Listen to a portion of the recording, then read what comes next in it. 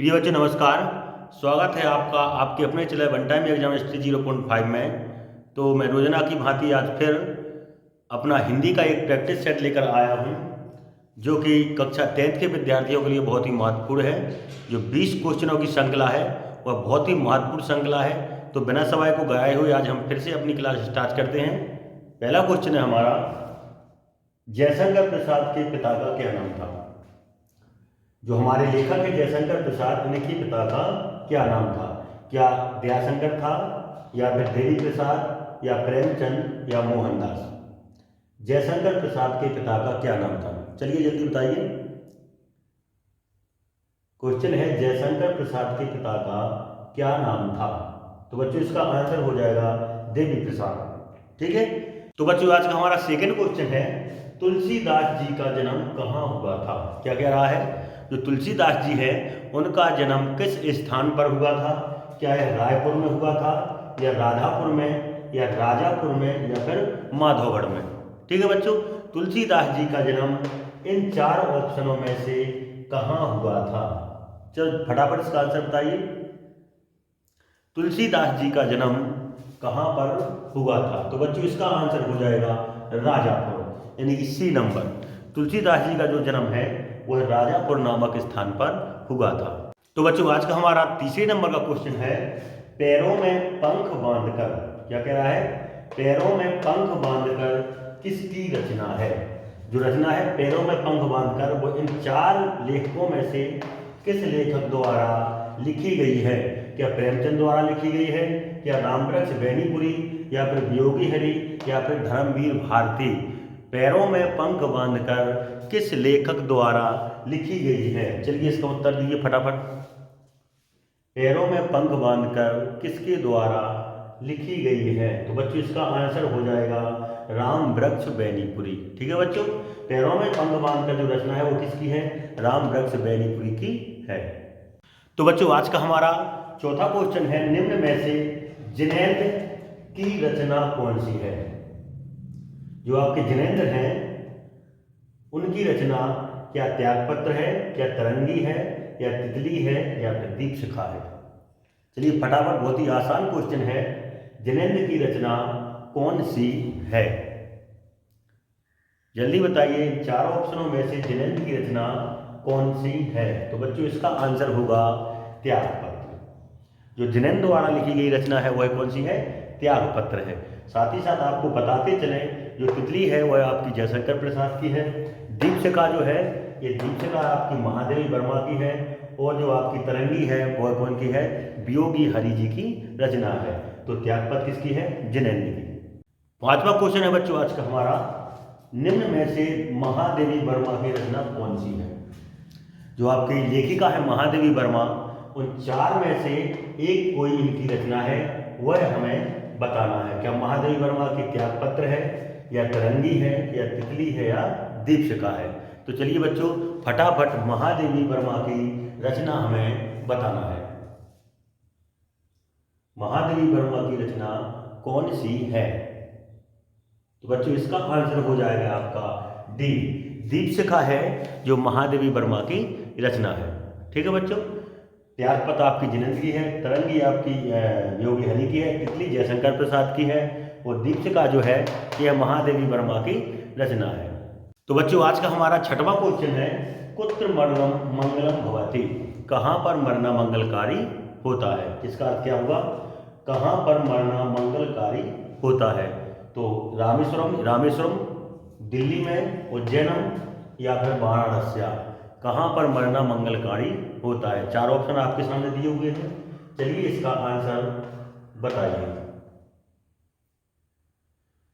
कुत्र मरणम मंगलम भवति, कहाँ पर मरना मंगलकारी होता है। तो बच्चों इसका आंसर हो जाएगा वाराणस्यम, वाराणसी में मरना मंगलकारी होता है। तो बच्चों आज का हमारा सातवां क्वेश्चन है, बीरहा कैन पूजते। अनवारी संस्कृत से क्वेश्चन लिया है, बीरहा कैन पूजते, वीर किसको पूजते हैं।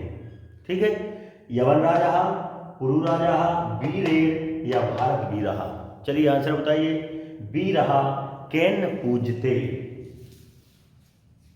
चार ऑप्शन में से एक ऑप्शन कोई आपका सही है, उसका आंसर आपको बताना है।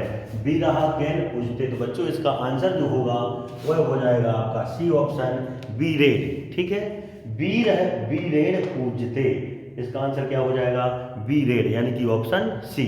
तो बच्चों आज का हमारा 9वां यानी कि 8वां क्वेश्चन है, 8वें नंबर का क्वेश्चन है मैत्री केन वर्धते। क्या कह रहा है, मैत्री केन वर्धते, अभ्यासेन, निसंगेन, व्यसनेन या फिर सुवचनेन, मित्रता किससे बढ़ती है। ठीक है बच्चों, क्या कह रहा है, मित्रता किससे बढ़ती है। इन चारों ऑप्शनों में से सही ऑप्शन आपको चुनकर बताना है। चलिए जल्दी फटाफट इसका आंसर बताइए। मैत्री केन वर्धते, मैत्री केन वर्धते, तो बच्चों इसका आंसर हो जाएगा आपका ऑप्शन नंबर डी। जो इसका ऑप्शन नंबर डी है, सुवचनेन, अच्छे वचन से मित्रता बढ़ती है। ठीक है बच्चों, आज का 9वां क्वेश्चन है बच्चों हमारा, वातात शीघ्रतरम किम अस्ति। वातात मतलब होता है वायु, शीघ्रतरम मतलब होता है तेज, वायु से तेज कौन है। क्वेश्चन कह रहा है वायु से तेज कौन है, क्या मन है, क्या दान है, क्या रेलगाड़ी है या फिर तृष्णा है। ठीक, वायु से तेज कौन है, ऑप्शन आपके सामने चार दिए हुए हैं, सही उत्तर आपको छांटकर चुनना है। चलिए फटाफट इसका आंसर बताइए, वायु से तेज कौन होता है। तो बच्चों इसका आंसर हो जाएगा वायु से तेज मन होता है। ठीक है बच्चों, वायु से तेज मन होता है। हाँ तो बच्चों आज का हमारा 10 नंबर का क्वेश्चन है, किस छंद के प्रत्येक चरण में 24-24 मात्राएं होती हैं। किस छंद के प्रत्येक चरण में 24-24 मात्राएं होती हैं। क्या दोहे में होती हैं, सोरठा में होती हैं या फिर रोला में या फिर चौपाई में। किस छंद के प्रत्येक चरण में 24-24 मात्राएं होती हैं। चलिए इसका आंसर बताइए, किस छंद के प्रत्येक चरण में 24-24 मात्राएं होती हैं। तो बच्चों इसका आंसर हो जाएगा रोला। ठीक है बच्चों, दोहे के प्रत्येक चरण में नहीं होती हैं, रोला के में नहीं है, सोरठा के में नहीं होती हैं, चौपाई के में भी नहीं होती हैं, रोला के प्रत्येक चरण में 24-24 मात्राएं होती हैं, इसलिए इसका आंसर हो जाएगा आपका सी। जो नेक्स्ट क्वेश्चन है हमारा, नीचे लिखी पंक्ति में कौन सा अलंकार है। आपके सामने एक पंक्ति लिखी हुई है, इस पद में कौन सा अलंकार है। तम के धागे सी जो हिल डुल कर, तम के धागे सी जो हिल डुल, क्या इस पद में उपमा अलंकार है या रूपक अलंकार है या यमक अलंकार है या फिर उत्प्रेक्षा अलंकार है। इसका आंसर आपको बताना है। चलिए बच्चों शीघ्र बताएं, तम के धागे सी जो हिलडुल में कौन सा अलंकार है। उपमा, रूपक, यमक या फिर उत्प्रेक्षा। तो बच्चों इसका आंसर हो जाएगा आपका उपमा, क्योंकि मैंने आपको पहले बताया था कि जहां पर सा सी से और जो योजक चिन्ह लगा हो वहां पर उपमा अलंकार होती है। यहाँ पर देखें सी लिखा हुआ है, तो यह कौन सी अलंकार होगी, उपमा अलंकार होगी। ए ऑप्शन सही होगा इसका। हाँ तो बच्चों आज का हमारा 12वां क्वेश्चन है, असुविधा में कौन सा उपसर्ग जुड़ा है। जो आपके सामने 4 शब्द दिए हुए हैं, इनमें असुविधा में एक अलंकार एक उपसर्ग जुड़ा हुआ है, वह उपसर्ग आपको छांटना है कौन सा है। क्या आ है, छोटा आ है, धा है या छोटा धा है। चलिए फटाफट इसका आंसर बताइए, असुविधा में कौन सा उपसर्ग है। तो बच्चे इसका आंसर हो जाएगा आपका एक बी, सॉरी यहाँ पर विकल्प बन सकता है बी, यानी कि आपका आ हो जाएगा, क्योंकि आ को अलग कर देंगे तो सुविधा बचेगा, इसलिए इसमें कौन सा उपसर्ग जुड़ा हुआ है आ, इसका आंसर बी हो जाएगा। तो बच्चों आज का हमारा अगला क्वेश्चन है, सजावट में कौन सा प्रत्यय जुड़ा है। ठीक है, सजावट में कौन सा प्रत्यय जुड़ा है। क्या वट प्रत्यय है या आवट है या सा है या सज है।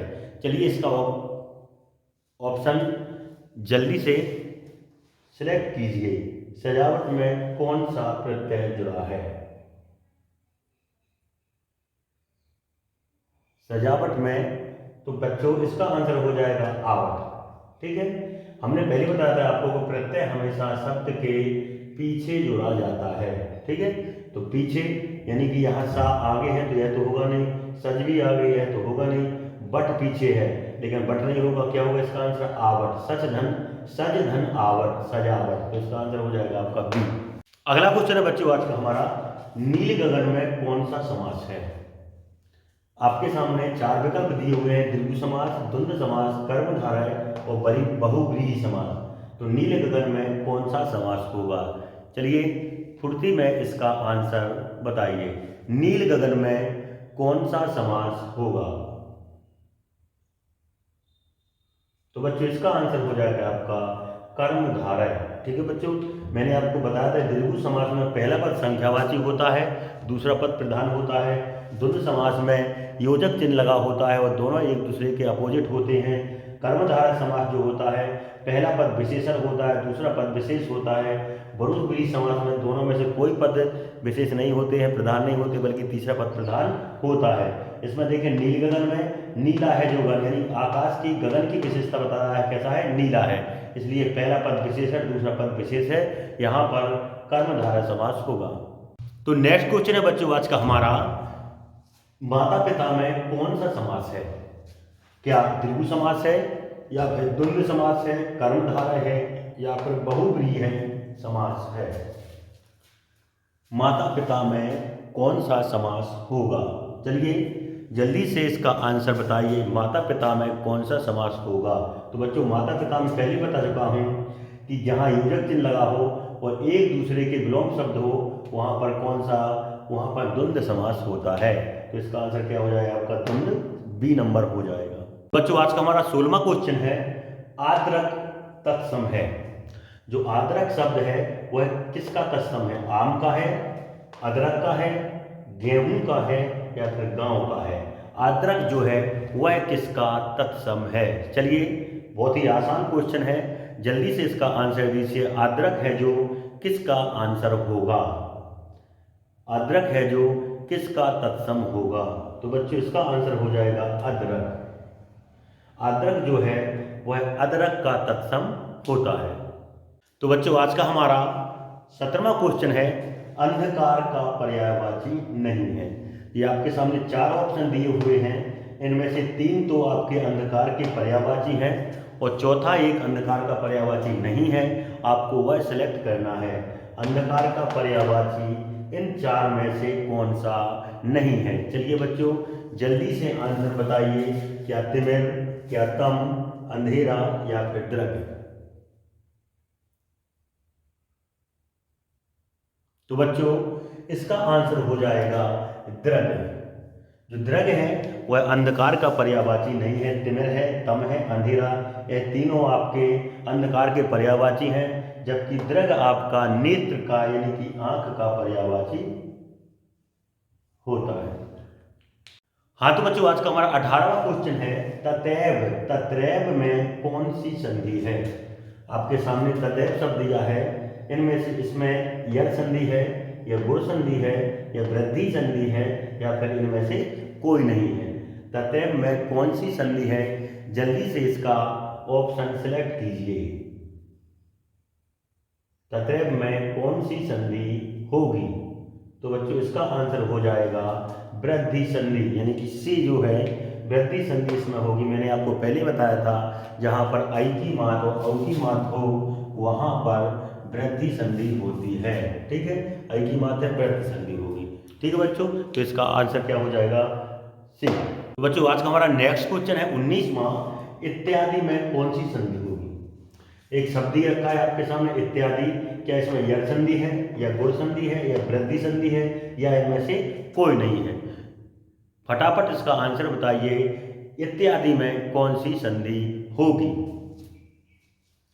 इत्यादि शब्द में कौन सी संधि है, तो बच्चों इसका आंसर हो जाएगा आपका यड़ संधि।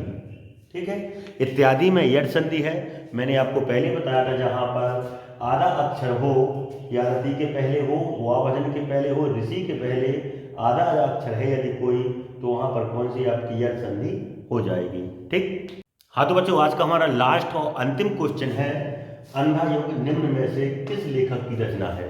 जो आपके सामने 4 लेखक दे रखे हैं, इनमें से अंधा युग किसके द्वारा लिखी गई है? अंधा युग किसकी रचना है?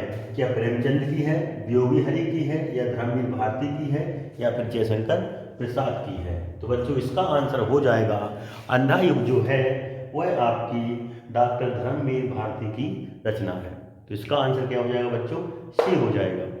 ठीक है बच्चों, तो आई होप यू, मुझे आशा है कि आप लोग हमसे संतुष्ट होंगे।